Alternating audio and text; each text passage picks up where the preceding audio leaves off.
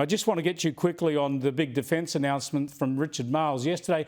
Again, there's very little happening in the here and now. This government's promising stuff 10 years hence, and yet China's had a go at Australia over this. They seem to be the only ones taking the promises seriously.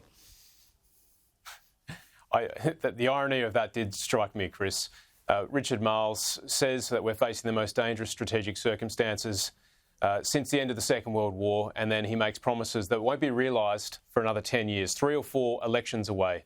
And what he announced yesterday was effectively a very modest increase in defence spending when you consider inflation and foreign exchange fluctuation, only $5.7 billion over the next 4 years. And there's also cuts to important capabilities amounting to more than $80 billion when you consider how he is proposing to reprioritise, to use the language of defence bureaucracy, the integrated investment program. So I don't think that Labor is taking this seriously.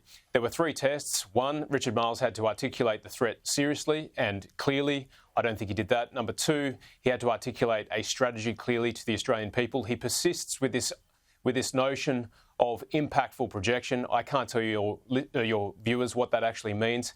And then thirdly, the test was resourcing. Peter Dutton made it very clear to me yesterday before I stepped up at my press conference that the coalition will commit to the same spending as Labor and more, because we think more investment is important. And that's a really important signal to the Australian people that we take our national security seriously.